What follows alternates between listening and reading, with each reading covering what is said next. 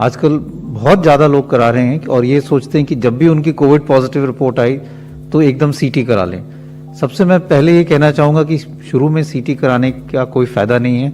Mild जो आपको अगर इन्फेक्शन है, माइल्ड कोविड है, तो सीटी से कोई फ़ायदा नहीं है। सीटी में कुछ पैचेस आएंगे।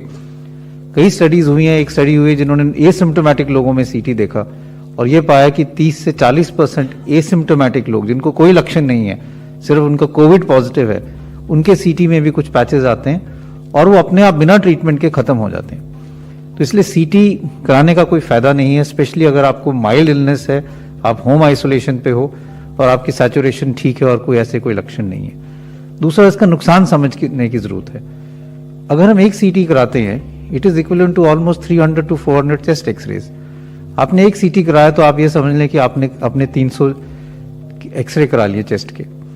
और ये भी डेटा है, IAEA का भी, इंटरनेशनल एटॉमिक एनर्जी कमीशन का भी डेटा है, जो रेडिएशन प्रोटेक्शन इन मेडिसिन की बात करते हैं, कि बार बार स्पेशली यंगर एज ग्रुप में सीटी कराने से risk of cancer in later life increases.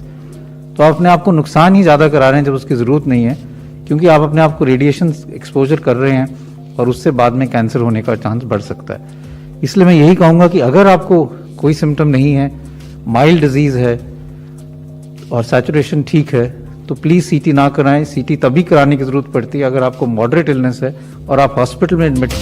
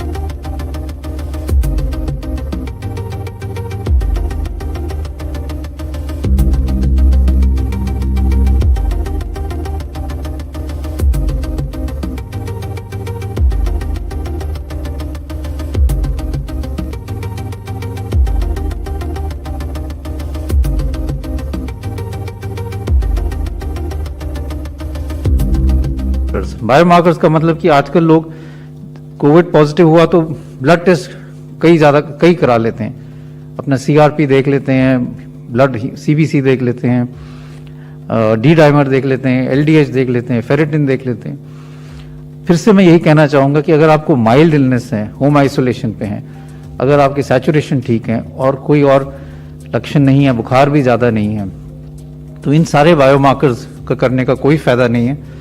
इससे पैनिक रिएक्शन ही ज़्यादा होगा। ये सारे बायोमार्कर्स एक्यूट फेज रिएक्टेंट है, मतलब अगर आपके बॉडी में कभी भी इन्फ्लेमेशन होगी तो ये बढ़ेंगे। अगर आपको फिंसी हुई, कोई जख्म हुआ, दांत में इन्फेक्शन हुआ, तो भी ये सब बायोमार्कर्स बढ़ेंगे, क्योंकि एक बॉडी का इन्फ्लेमेटरी रिस्पॉन्स है। तो इससे ये नहीं पता चलता कि आपकी बीमारी जो है वो बढ़ गई है। लोग ये घबरा जाते हैं कि मेरा CRP बढ़ गया इसलिए अब मुझे स्टीरॉयड शुरू कर लेना चाहिए, और उससे ज़्यादा नुकसान हो जाता है। तो इसलिए मैं यही फिर से कहना चाहूँगा कि चाहे वो बायोमार्कर्स हों, चाहे CT स्कैन हो, माइल्ड केसेस में उसकी कोई इंडिकेशन नहीं है। और अगर आपको ये कराना है तो डॉक्टर की सलाह से, जब आपको मॉडरेट इलनेस हो तभी कराएं, और ये समझें कि इसका नुकसान भी हो सकता है और अननेसेसरी बायोमार्कर्स की रिलायंस के कारण ओवर ट्रीटमेंट हो सकता है, जिससे नुकसान हो सकता है। तो इसलिए बहुत ज़रूरी है कि हम समझें कि biomarkers can be more harmful. CT scan तभी करना चाहिए अगर उसकी इंडिकेशन हो,